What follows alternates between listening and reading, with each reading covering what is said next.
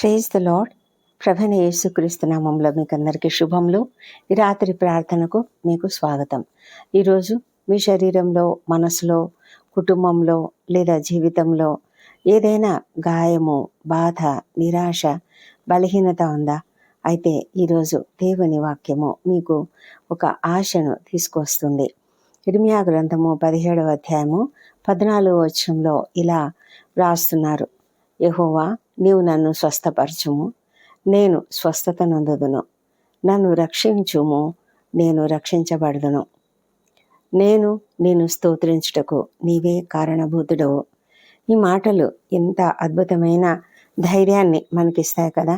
ఈ వాగ్దానం మీ జీవితాలలో నెరవేర్చాలని విశ్వసిస్తూ ఈరోజు దేవుని వాక్యాన్ని ధ్యానించి ప్రార్థిద్దాం.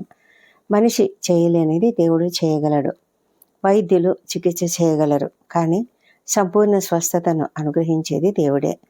శరీర రోగాలే కాదు, విరిగిపోయిన హృదయాన్ని, భయముతో నిండిన మనసును, నిరాశలో ఉన్న జీవితాన్ని కూడా ప్రభువు స్వస్థపరచగలడు.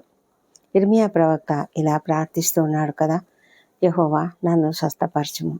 ఆయన తన బలంపై కాదు, దేవుని కృపపై ఆధారపడ్డాడు.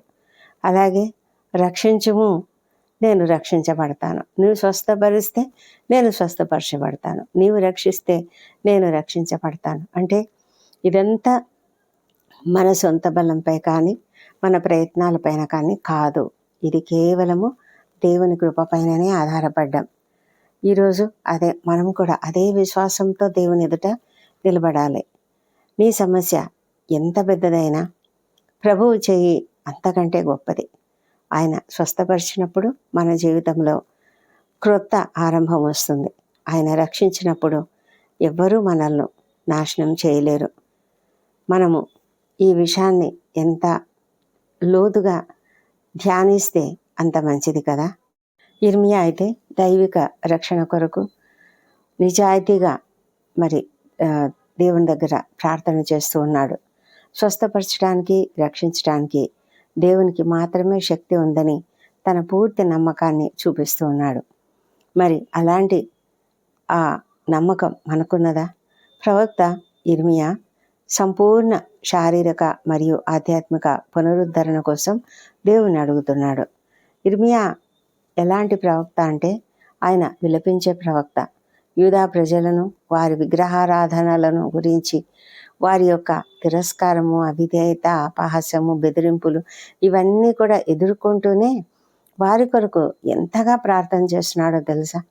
మన ఇళ్ళలో మనం కూడా అలాంటి మన ప్రజలను చూస్తూ ఉంటాం, మన పిల్లల్ని చూస్తూ ఉంటాం. వారు కూడా పొత్తిగా మన మాట వినకుండా, మనకు విధేయత చూపించకుండా, దేవునికి విధేయత చూపించకుండా, దేవుని భయము లేకుండా, తల్లిదండ్రుల భయము లేకుండా ఎంతమంది ఎంత విరోధంగా ఈ లోకంలో జీవిస్తున్నారు కదా. అలాంటి వారి కొరకు మనం కూడా ఎంత నిజాయితీగా, యథార్థంగా ప్రార్థన చేయాలి. అలా ప్రార్థన చేసినప్పుడే మనకు కార్యం అనేది జరుగుతుంది. ఇర్మియా 17వ అధ్యాయంలో మానవ బలంపై ఆధారపడే ప్రజలకు, దేవునిపై నమ్మకం ఉంచే వారికి మధ్య ఉన్న వ్యత్యాసం మనకు కనిపిస్తుంది. అయితే ఈ 14వ వచనంలో వ్యక్తిగతంగా ఒక మలుపు తీసుకున్నట్లుగా ఇర్మియా కనిపిస్తాడు. తన తీవ్రమైన బలహీనతను ఒప్పుకొని మానవ సహాయాన్ని విడిచిపెట్టి దేవునిలో ఆశ్రయము పొందుతూ ఉన్నాడు ఇర్మియా.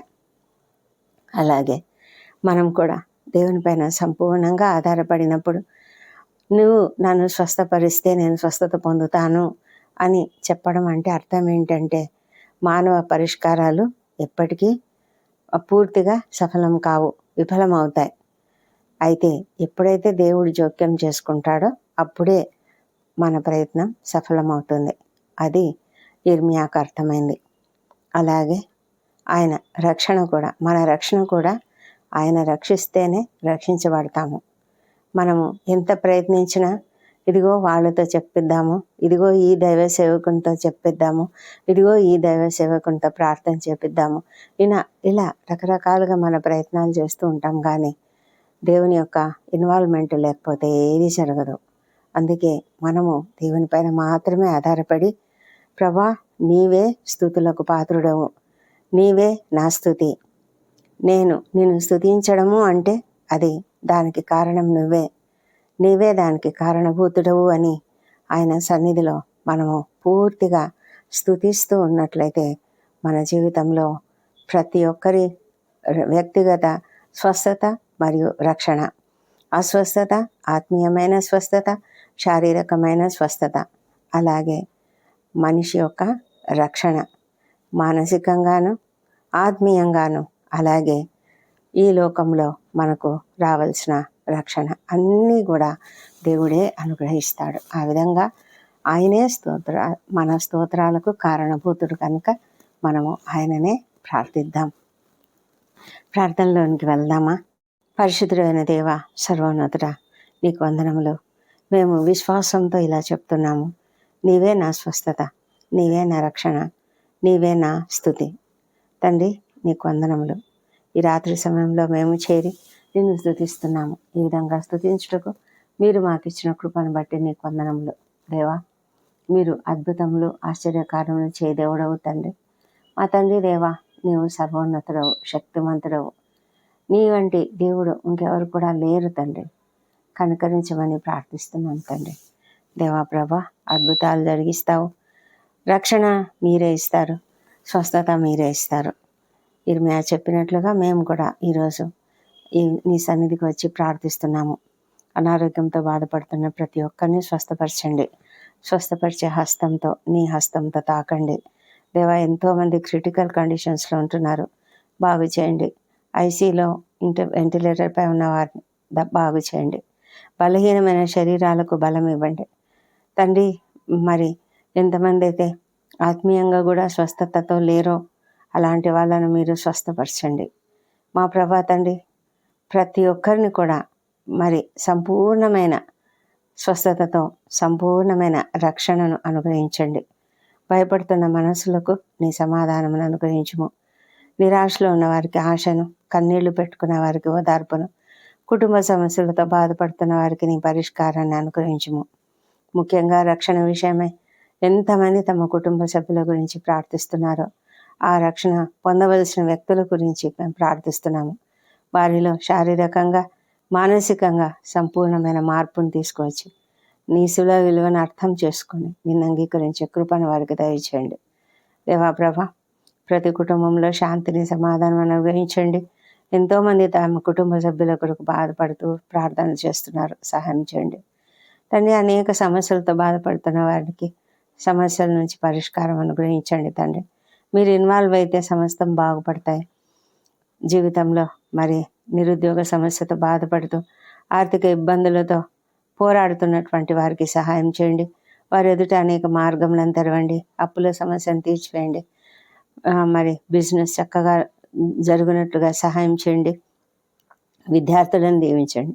వారికి మంచి ఆరోగ్యము, తెలివిని, జ్ఞానమును అనుగ్రహించి శోధనలలో చిక్కుకొనకుండా కాపాడండి తండ్రి. దయమేడ సంతానం కొరకు ఎదురు చూస్తున్న బిడ్డలను దర్శించి వారికి చక్కటి సంతానం అనుగ్రహించండి. గర్భిణీ స్త్రీలను ఆశ్రయించి వారికి సుఖమైన ప్రసవం అనుగ్రహించండి. వృద్ధులను దీవించండి, వారికి మంచి ఆరోగ్యం అనుగ్రహించండి.